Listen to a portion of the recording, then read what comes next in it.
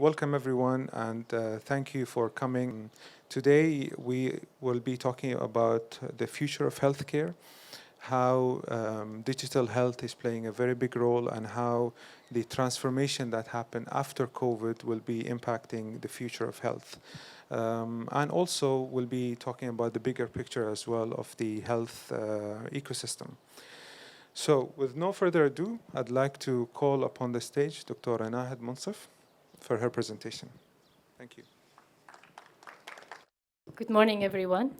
Thanks, Mr. Marwan, for the introduction and the beautiful arrangement. I was really amazed when I just came. It's an outdoor setup, which I think giving us a feeling of winter is here.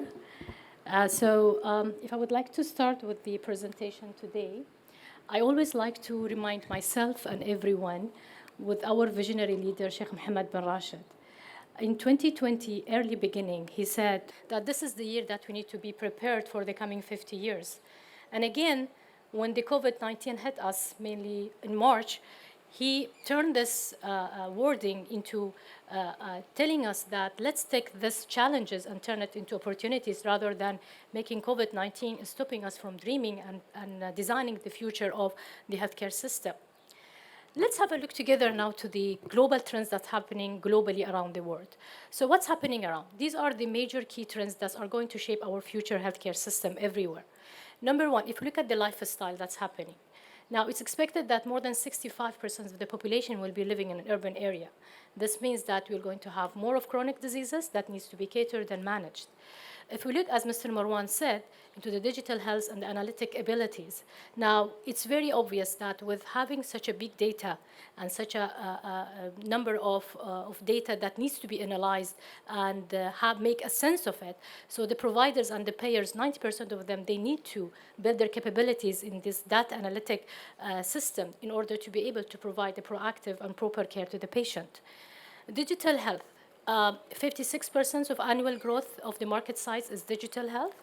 And by today, we can say 40% of what we are providing can be digitalized, by the way.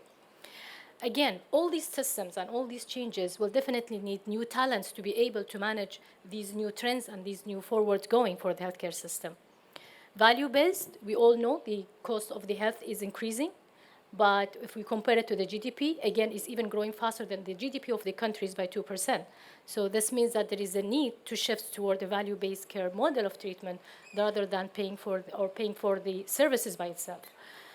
Holistic and integrated approach of the model of the care is very necessary to take place in more supportive way and more adopted way by the healthcare providers, because by this system we need to make sure that people are healthier, they're at their home, and we are decreasing the load of the patients going and receiving acute care in the hospitals.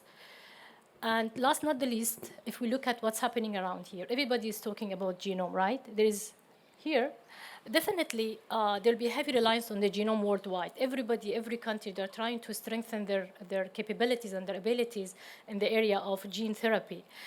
This is the future of the health, by the way. Through the gene sequencing, we'll be able to know and predict diseases and to start working on preventing the diseases from its occurrence and to provide an individualized and personalized care for the patients. Let's have a look together now at what's happening in the healthcare system in Dubai and what are the unique characteristics, features of Dubai healthcare system. If we look at Dubai, Dubai is very well known by its young population, and maybe not only Dubai, the UAE by itself.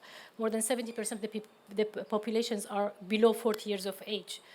There is a diversity and transient population living in Dubai, which making Dubai a home for more than 120 nationalities at any certain point. If we look at the performance of the health system, it's very obvious in the life expectancy of the population of Dubai, which has jumped from 79 to 81 in the last 50 years. So the life expectancy has reached 81, which is also reaching the global life expectancy and ahead with parallel with the very advanced countries.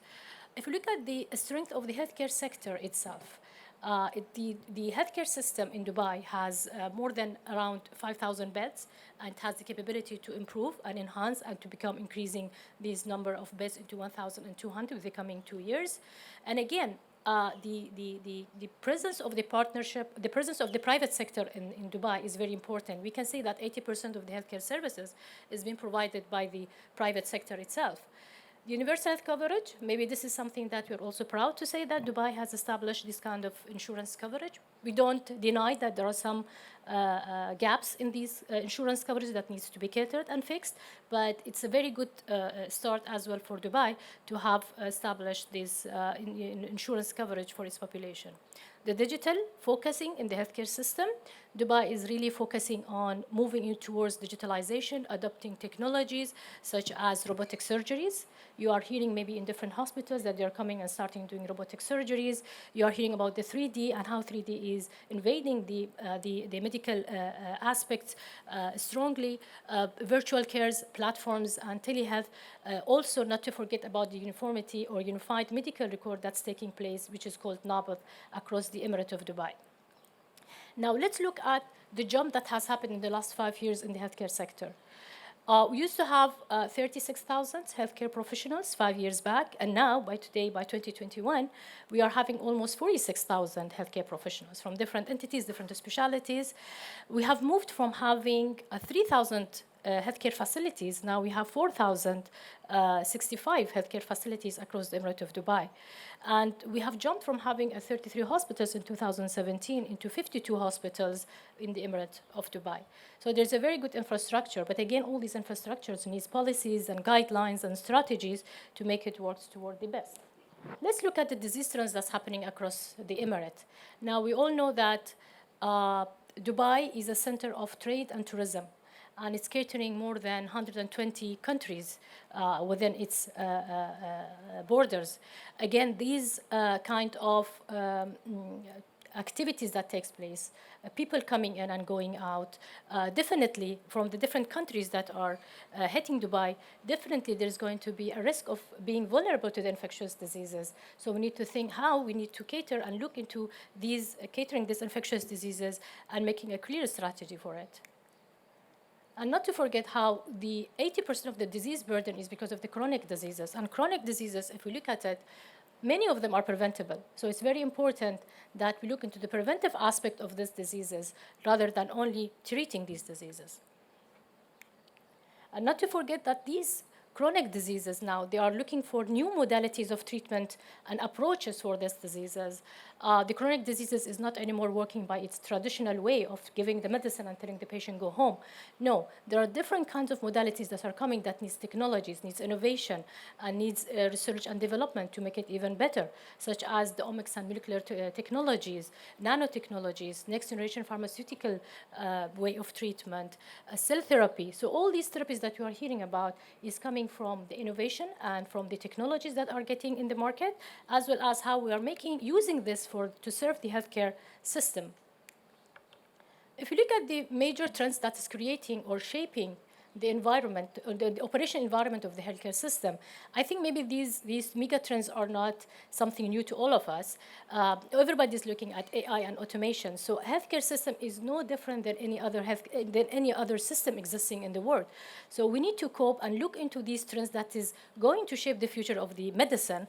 Also looking at the emerging diseases. So what diseases are coming and emerging now in the world? So we need to look at those kind of diseases, genomes and personalized gene therapy, and also looking at the changing expectation of the population towards us and the preventive care.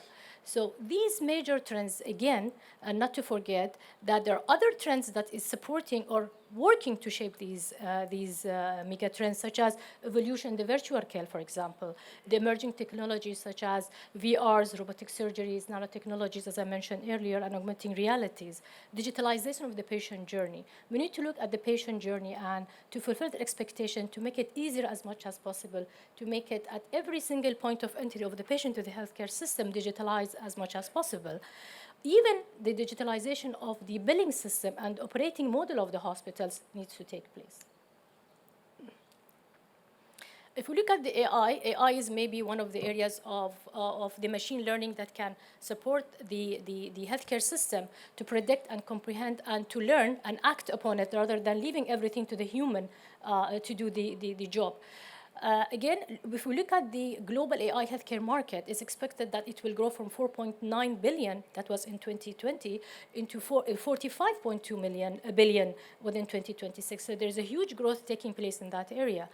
And this, of course, definitely AI can be applied in different aspects, starting from diagnosis into treatment and robotic surgeries. So to do that and to do so, the data will be the key enabler to this AI system. So we need to make sure that we have a correct data, the right data that is going to support digitalization and the AI in the system. And not to forget, all these systems will definitely require a very enhanced cybersecurity and data protection for the patients and as well as the healthcare system itself. Emerging diseases, we know that the future of the emerging diseases and the severity will be more related to the pandemics as well as it is like the chronic diseases. So we need to look into those areas. And plus how we can use the technology in such kind of pandemics that's happening. And definitely the capitals and people will be moving towards the country who are managing better than any other places. Again, biosecurity and cybersecurity is very important to be in the heart of every single trends that we're going to talk about. The gene therapy and the genome medicine. This is a market that is growing maybe even very fast. Earlier, it used to cost us $1 billion to do gene sequencing, like 18 years ago. Imagine, $1 billion to do one gene sequencing dollar. But now it costs like even less than $1,000 to sequence a gene, and it's even getting cheaper and cheaper. So there's a lot of investment that is taking place in this area that will help to do a better population level of care, surveillance, more accurate personalized diagnosis, and to enhance early detection and reduce the cost, definitely. Disease changes and expectation. So since we are talking about the patient expectation, the patients are expecting to have an instant, personalized care, holistic approach, something that will support them in their lifestyle, their life goals. So we need to make sure that we are fulfilling that kind of demand that's coming up through the patients. Just wanted to show you some examples of some countries that how they have worked toward digitalization of their system. For example, in Germany, they tried to digitalize all the patient journey at every single point of entry in order to even decrease the cost on the healthcare system. So the patients from the beginning, once they have any symptoms that triggers them, until they go and book an appointment with the doctor, do the teleconsultation, and then they receive the prescription, and then even when they link their prescription to the pharmacy that can provide the medicine to them, and again, the reimbursement itself and the disease management. So lots of patients that may need follow-up and chronic management, again, the system is there to support them, to follow them and monitor them at home.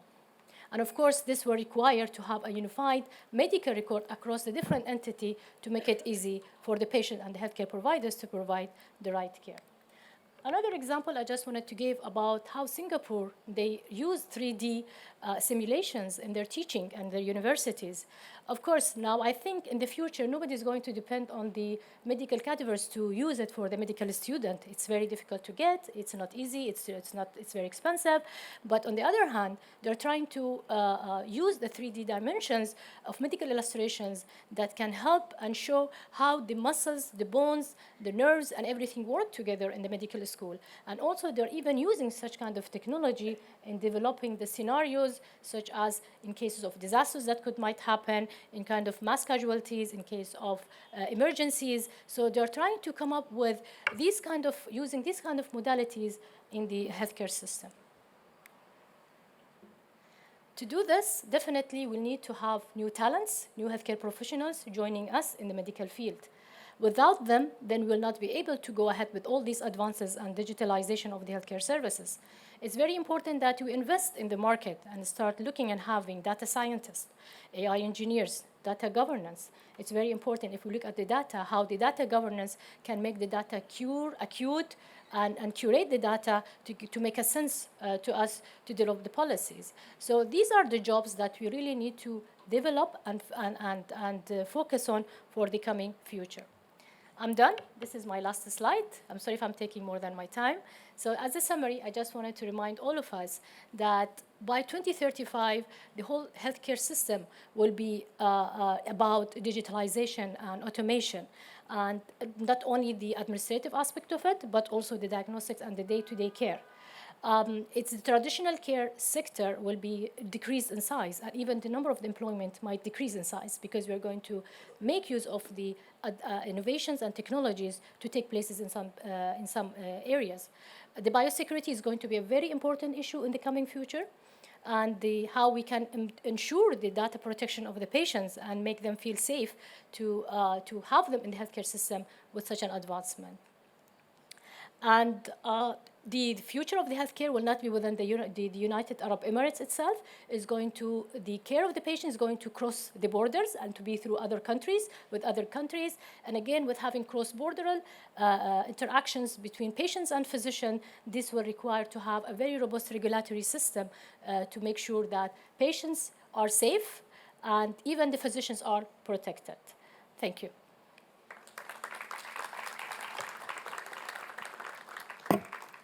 Thank you very much, Dr. Nahed. This was very insightful. I call upon Dr. Amar Najm from Department of Health Abu Dhabi to give us his perspective. Thank you. Thank you very much for having me, Yani. I hope I got dressed for the occasion, Doctor. So it's great weather. It's always fantastic to be in Dubai. Dubai is one of these places, along with UAE, is now the petri dish for everything about the future.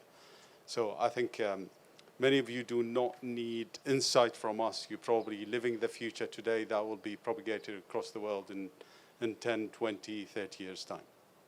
But I'll give you an insight of what's been happening along the way in Abu Dhabi and UAE, but also what we see as something that we need to drive for.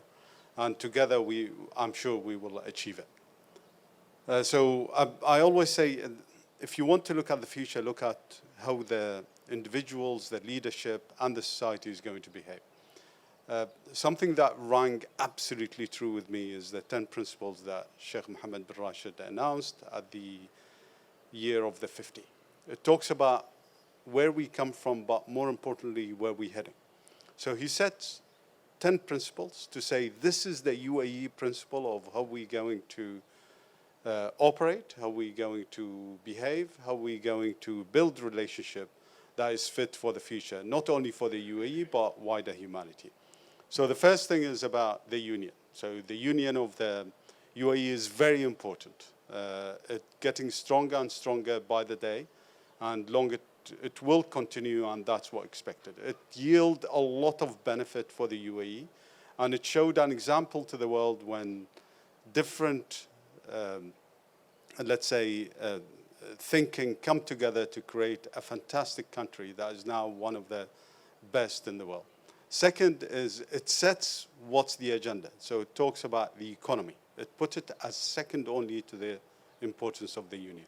Everything that we do today, everything that we interact with different countries between us, or when we are setting plans for the future, is about the economy. It needs to feed into a healthy economy. But that healthy economy, then the remaining points talk about our place in the world. So we want to be a place for every single talented or ambitious individuals to call home in order for them to realize the potential that they have. There is no background, there is no creed, there is no color, there is no religion that prohibits anybody from calling UAE their home. And same thing, we're saying we are fortunate that we've been blessed with a wealth that came from natural resources, but also the wealth that got created from the minds of the individuals that live in UAE. And this wealth is not only for us to keep, but also for the wider world to share. So again, the helping hand of UAE is always extended to whoever is needed, no matter where they come from, no matter what political affiliations they are. But I highly advise you to read these 10 principles. Now in Abu Dhabi, in 2008, we set on a vision, which is Vision 2030, way before the Saudi came with their Vision 2030. So the Vision 2030 talks about, in 2008, the economy of Abu Dhabi was 85% dependent on hydrocarbon, so oil and its derivative. And the vision is to flip that, and by 2030 to have the economy 85% dependent on knowledge. What that means is looking at sustainability, looking at how we complement the strength of Dubai in terms of trade, tourism, and transport, looking at manufacturing, looking at life science, looking at provision of care. And how can we continue that? As of today, we are about 65% knowledge base, even with the higher oil prices. But you factor Dubai in across UAE, UAE today is 83% knowledge base, even with the high oil prices. But as Dubai is the magnet of trade, tourism, and transport, it's helping shape the wider achievement at the UAE level.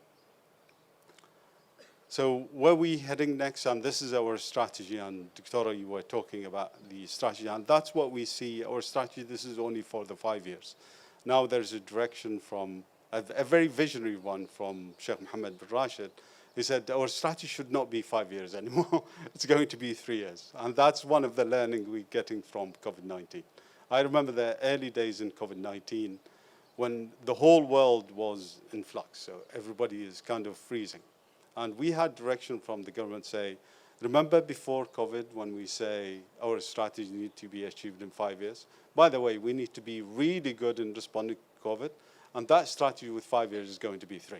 So we doubled down on many things. And I think if there's anything we came out of the pandemic with is the confidence in ourselves as a nation, as everybody that lives on this land. So before, we always used to look at other nations and what they can provide, and we hope and work to catch up with them. And I think coming out of COVID, we can confidently say that the investment and the talent and the processes that exist in UAE is nothing short of amazing.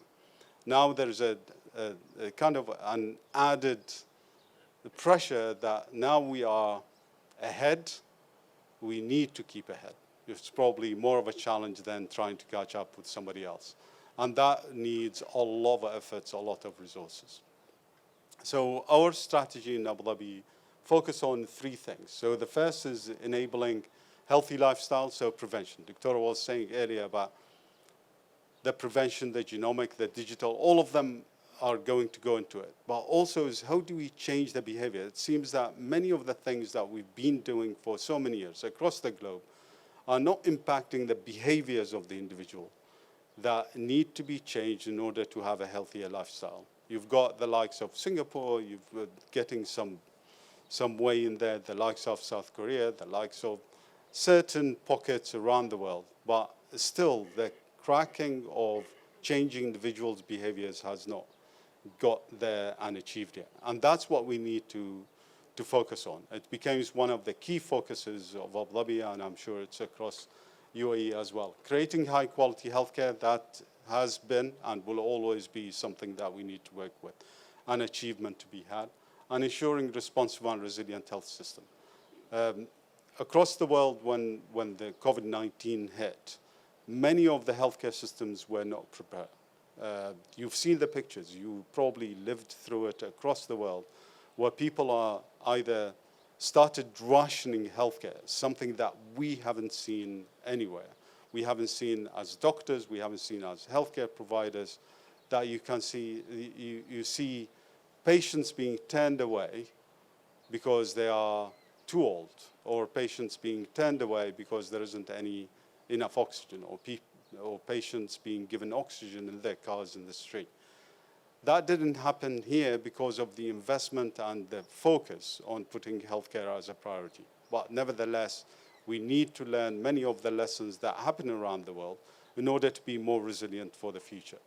And then we go into, these are cross-cutting, and then the enablers about sustainable funding models, building, promoting healthcare contribution. We talked about the confidence, and that's one of the things we are taking, which is we are taking our healthcare across the world in order to promote it and to be an engine for growth, economic growth, in order to have a sustainable funding. Okay, so where are we in healthcare? I think we took many of the points that Dr. Nahid was saying about the digital, about the genomics, and we started implementing many of the things around that. So I'll come to discuss about the Malafi system. I'll come to discuss about the Emirati genome that as of today has fully sequenced 270,000. And it's on the way to achieving 1 million by the end of the year.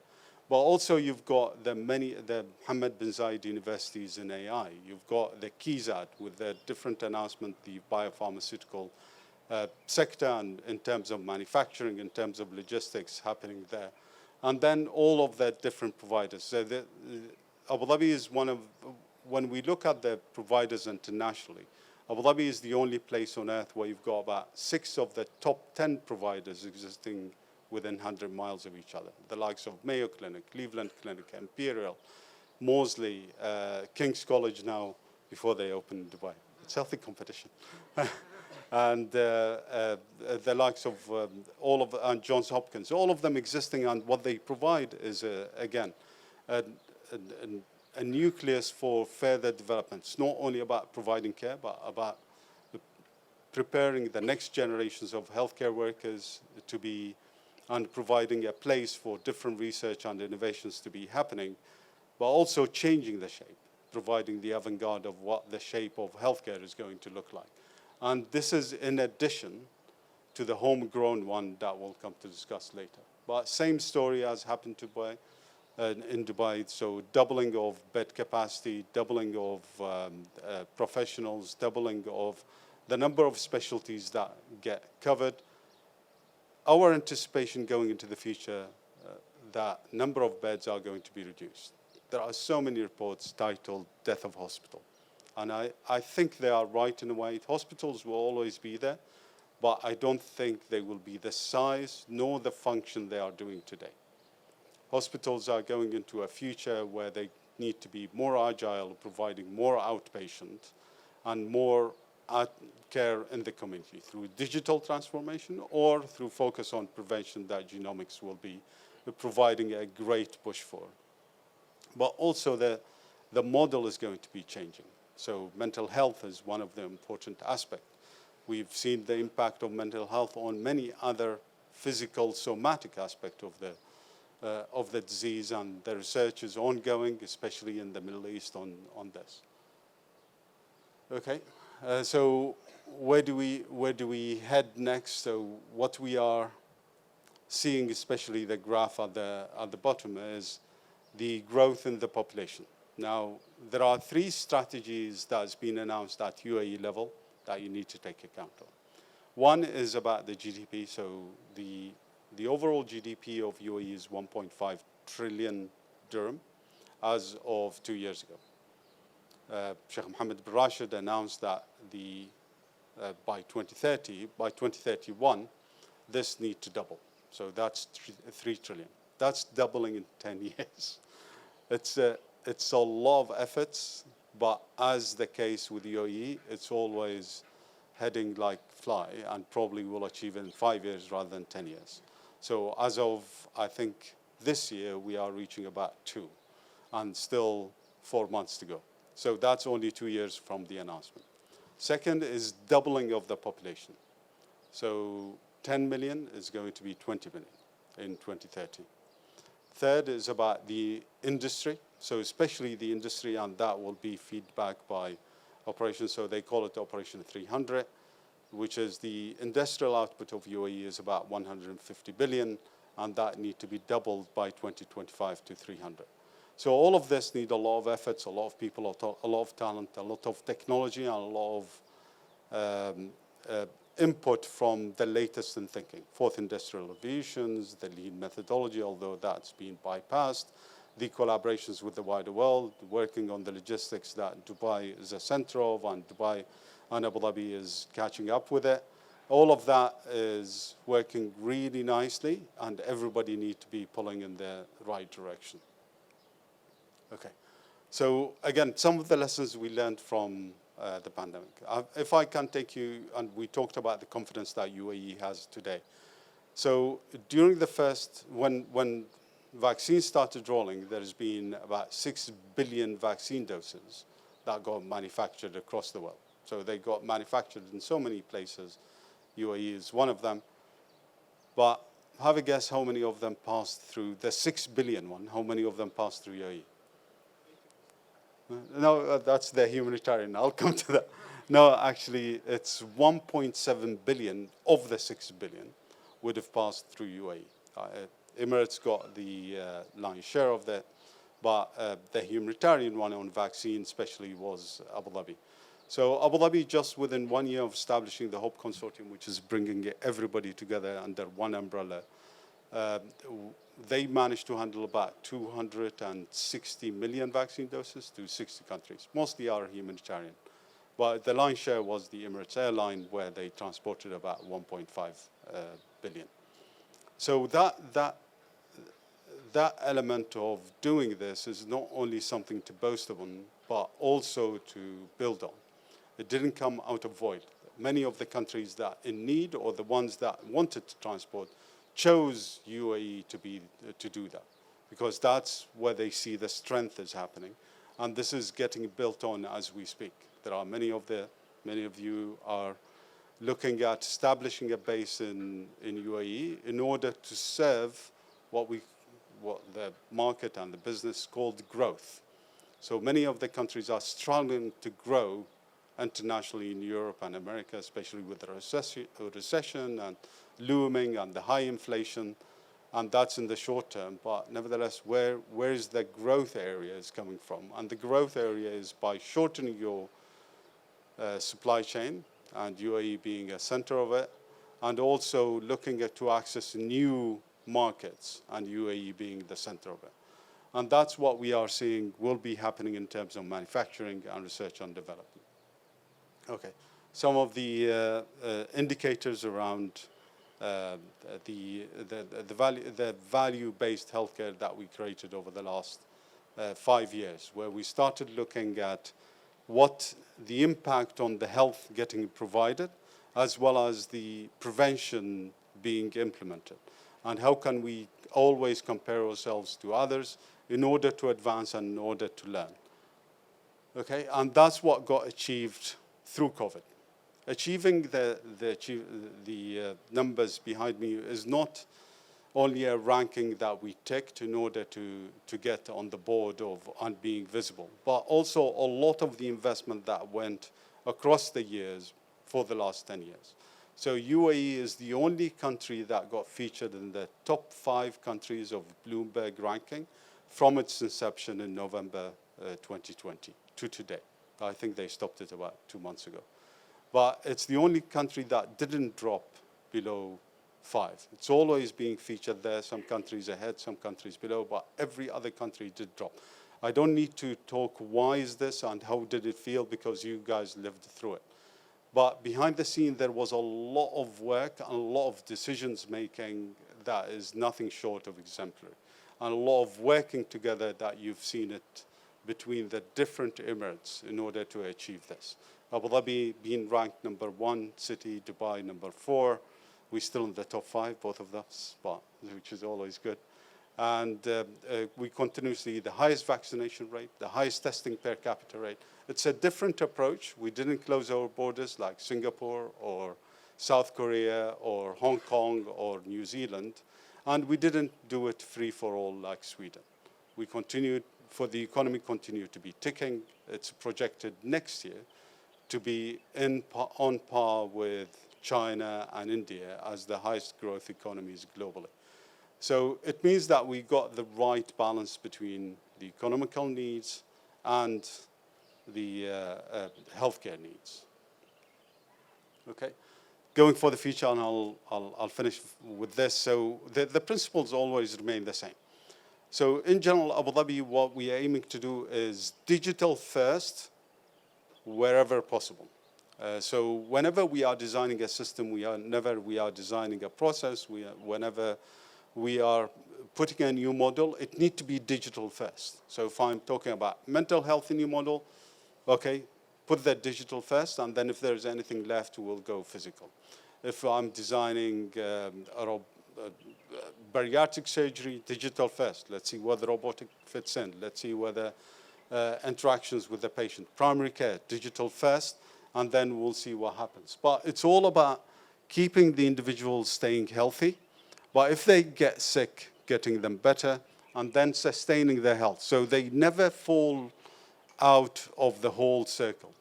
And then digital health is around all of that. And then we get into the workforce of the future. We get into the governance, how we do the funding, the innovations, research, and infrastructure. In general, this is the principle of everything that we do. It's a crib sheet for anybody that is working in healthcare in Abu Dhabi to say, just tell me where does it fit and where does it tick in that regard. What's coming next? Biosafety Lab 4. I think biosafety as we becoming a hub for the region in so many different ways. So the Biosafety Lab 4 is coming, where it's not only for the sake of surveillance and resilience, but also for the sake of improving research and development. Just yesterday, we announced the biggest non-fermentation or I don't know what it is, but anyway, we are not going to use cows. We're going to use some microorganisms to do milk and fermentation and make cheese to start with, but that is going to be transferable to pharmaceutical, where it's going to be a huge bio element on that. And that's the largest, even larger than the originating one in America and Australia. Another one is Abu Dhabi Center for Research and Innovation that you heard about and many of you are collaborating with. The genomic is very important because we don't only see it as something to collect data and use the supercomputers that need to be used, but also this is the future. So it has two elements. So personalized health. So every time, so it's happening today, every single newly born, the prick test that they have and the blood, they get tested for certain things, but also the blood get fully sequenced. And what that full sequence is allowing is to the next stage where we are providing counseling and monitoring of their health on how to change their lifestyle and build their lifestyle in order to prevent the potential of the diseases that link to their genome. So that's personalized healthcare going in. But precision medicine, and that's what we started. So 2 months ago was the first patient in UAE, probably one of the first globally, that had breast cancer, got their tumors fully sequenced, and the treatment got personalized to that sequence of their tumors. And it's still to be followed, and it was one of the first in the world to have that, and that happens in UAE in Abu Dhabi. And also medical education tourism, not only medical tourism, and this one, you heard it before, we want to be in the P20 countries in terms of attracting investment for life science research, development, manufacturing, a little bit, but taking it from there. Okay. Malafi system, Dr. was talking about earlier. Yes, digital is important. So as of last week in GITEX, so 100% of every single entity in Abu Dhabi, private, public, large, small, is linked to the Malafi today. So it doesn't matter where the patient go. They can go to smallest clinic at the border with Saudi, or the Cleveland Clinic or Mayo. Their details will be logged into the Malafi system, the Health Information Exchange, that covers about 37 EMRs that we linked. One of the most comprehensive and best in the world in terms of quality, and that's not by us, by objective assessment. What that is allowing us, just last week, announcing the first in the world patient portal. So all of your information will be owned by you, and following on when the genomic happened, that will be owned by you. So achieving a vision that Dr. was talking about earlier, healthcare is global. You can take that and go anywhere around the world and say, these are my reports, this is my health, this is my... One of the elements that I really liked about the privacy is every time somebody logs into your account, into your medical files, you will be notified by text message saying somebody is logging into this and they are from this hospital and would you allow? If you allow, you allow. If you say, no, I don't allow, then investigation will happen and say why this doctor is accessing or healthcare worker is accessing your information. I'll stop there, but I just want to give a shout for the companies, again, talking about growth, that taking started from Abu Dhabi and UAE, and now they have a foothold of about 23 countries around the world. So it's just to show the achievement that when we work together, it's not only that we are getting the international players, but we've got our international players that are going global of our own. I'll stop there. Thank you. Thank you very much, Dr. Omar. If I can ask all the panelists to have a seat, please. Dr. Ali, if I'd like to start with you, since you did not have a presentation, and maybe you give us a little bit of your perspective, looking and talking about the future of health and your perspective as a consultant and someone who works with many ecosystems around the globe. Yeah, first of all, thank you for having me, Marwan. Good morning, everyone. We all are talking about the future of healthcare, whether in the region or globally, but I think there are a lot of important lessons learned from COVID, and this is basically has been somehow highlighted in the previous two presentations. I think a lot of emphasis has been, whether through connectivity and digital advancements, when I look at the health continuum and the healthcare value chain, has been boosted within the diagnostic, treatment, and home care, less on the healthy living and prevention. And I think that's one of the most important aspects that today future and trends in healthcare need to look after, whether from innovation technologies, whether from support and reform of healthcare from a regulations perspective. And the third one, which is very important, is investing in this segment within the continuum of care. I think when I look at UAE today with the population that almost 70% is below 40 years old, this is a massive opportunity because this will tell you a lot of things. One is that the population is basically has a high mobile interface and interaction with smart mobiles.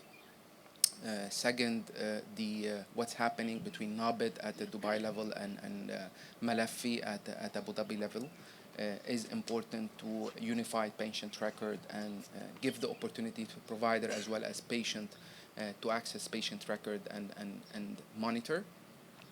The second element, which is related somehow to behavioral economics, which is very important in digitally nudging people and patients around healthy living and prevention. These are mainly, I do believe, the trends, and in addition to the buzz of the jour that everyone is talking about, whether related to AI, ML, deep learning, and quantum computing. Those, from my perspective, are technological enablers, but without the right reform, without giving the right investment portfolio to support that, there will be a challenge. Thank you. Thank you very much. I have a question. I'll start off with maybe a few questions, and then I'll leave the floor for further questions.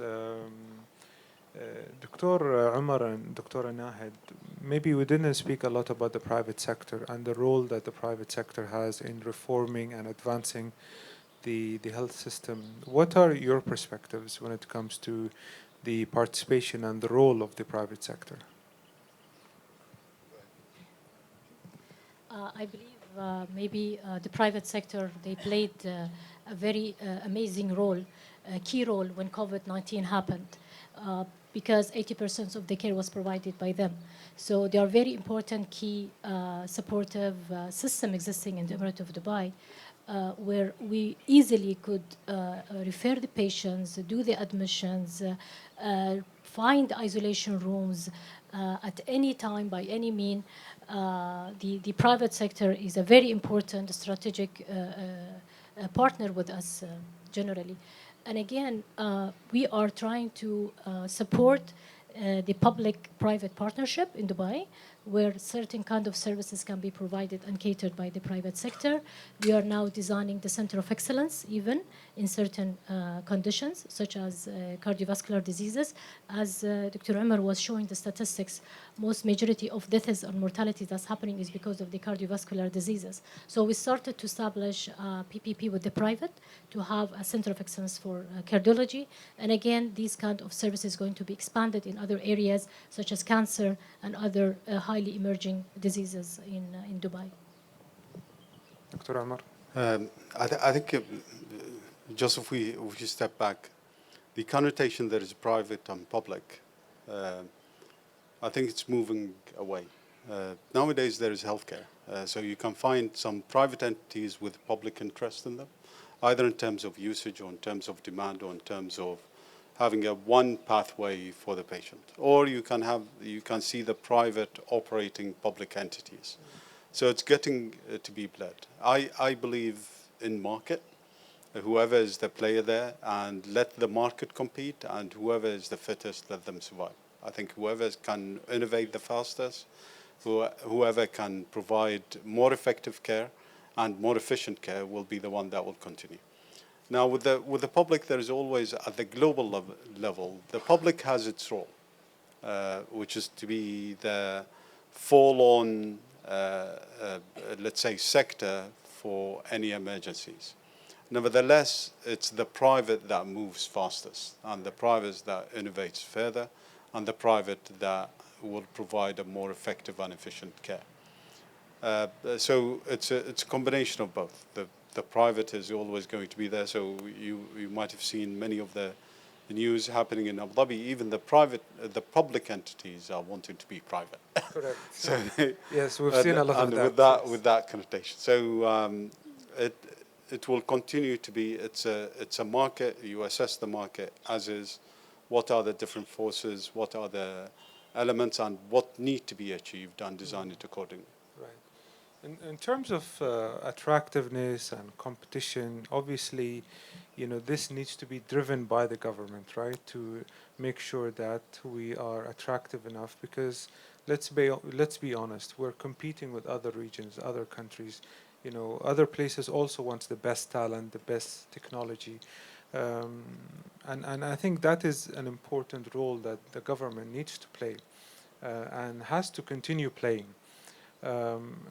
So if we look at investment,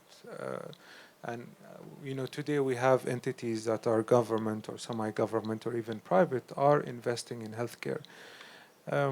How do we, do more of that attraction? If we talk about venture capital, early stage, what's your perspective when it comes to that? That's a lot of questions. So it's identifying one of the. Yeah, it is one of the biggest challenges, which is attracting talent and attracting capital. Yeah. Now, we are fortunate in UAE, you've got lots of, let's say, investment houses, being it venture capital or private equity or sovereign wealth fund, that are willing to invest. Now they are changing their behaviors. Apart from investing in highly secure assets, they are willing to take the risk on investing in the early stages. And this is evident by the amount of investment that flew into early stages in UAE in general, by the number of incubators that are being built. So I think the government, they started the charge. So Dubai, they created their own incubators. The fact that we are sitting in Dubai Science Park is another evidence. Same thing in Abu Dhabi. There are lots of incubators, Hub 71, that was there to stimulate the ideas that people have and small companies has to contribute to innovations and build the next generations of big company. But also now we are seeing, and I'll tell you what we are seeing and what we are missing.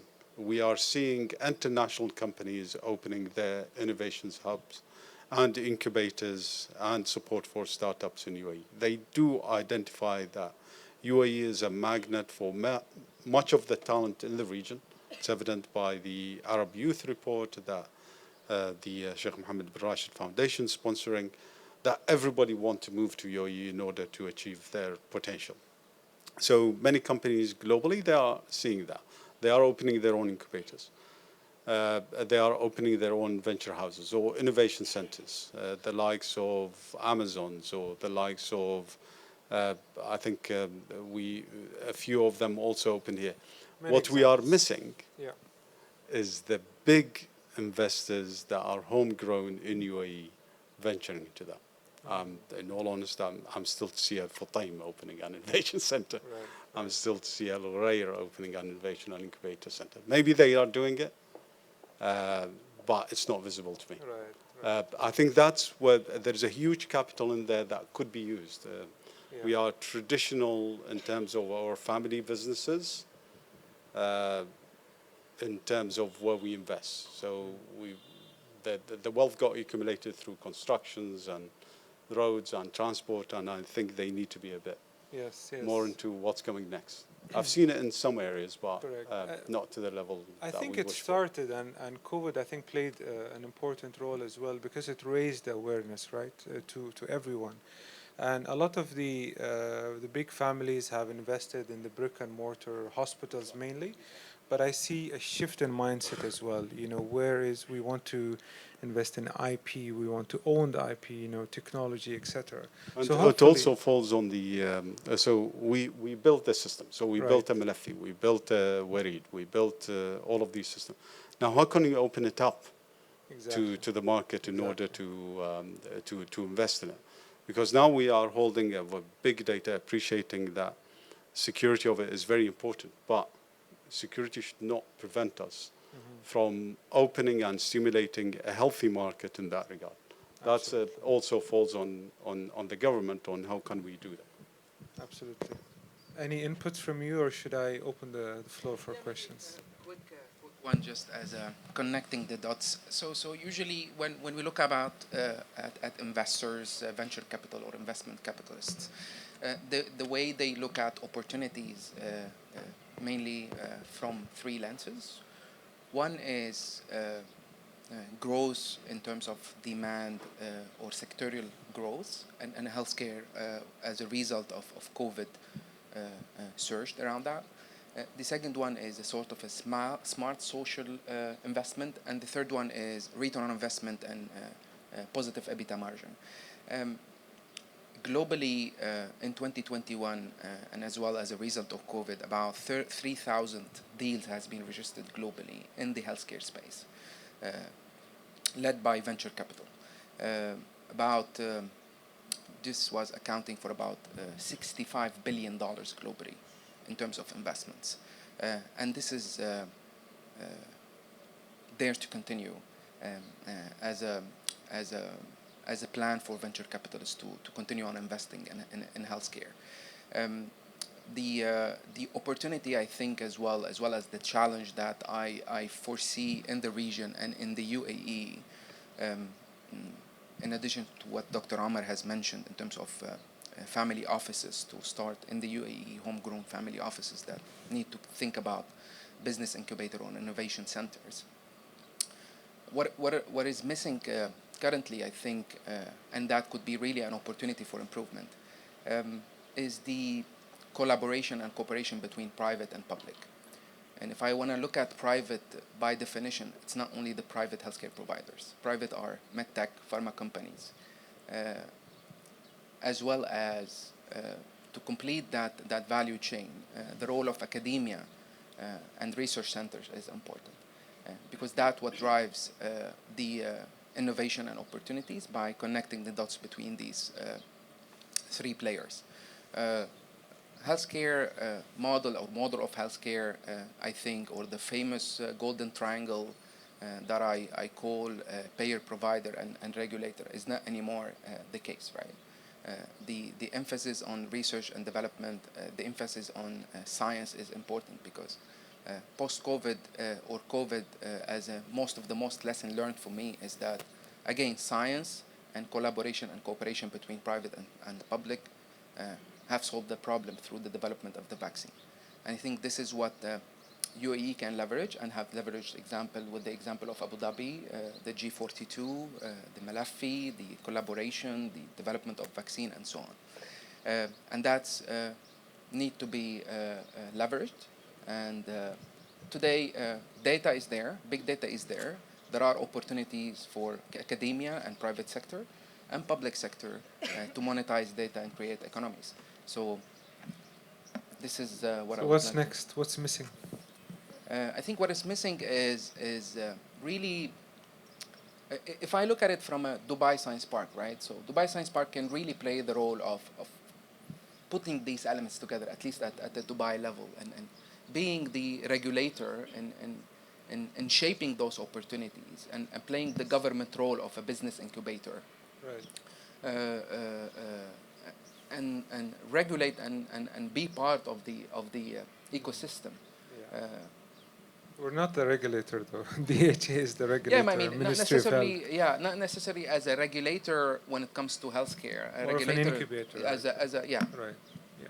Maybe I just want to add my Sure. voice to Mr. Ali in the area of looking at the private sector, not only the healthcare providers, as you mentioned, but the payers also, they play a big role in that. The pharma companies, they play a big role in that. So I believe that we really do look into the private sector to become empowered hand by hand with the government in the area of research and development, definitely, because developing that field requires the support from different entities, including the pharma companies, that they'll be, by the end of this, coming up with the right solutions and the medications that patients are requiring and are in need. And again, we are looking at the private sector as a provider to be more involved in the training, being academic, and also participating as healthcare providers in the research across and along with the pharma companies and with the government. So I think these are one of the directions also that DHA is looking into. So I can say that maybe you have heard about the separation of the DHA from Dubai Healthcare Corporation, which became academic. So I think this is the first in the region as Dubai to establish an academic healthcare system. And this academic healthcare system, we are planning to extend it to the private sector, where we are trying to accredit the private sector to become a teaching hospitals, to focus on the research and development that can support the whole ecosystem of the healthcare in the future as well. It's honestly really exciting that you have embedded the academic institutions into the private sector, or into this larger operator, health operator, if you will. Because a lot of the times the students, the faculty did not have access to hospitals and patients. They had ideas on the bench, but they were never able, there was no direct connection. But now that they're part of the bigger, let's say, corporation, that's very, very exciting, and hopefully we'll see a lot of great examples.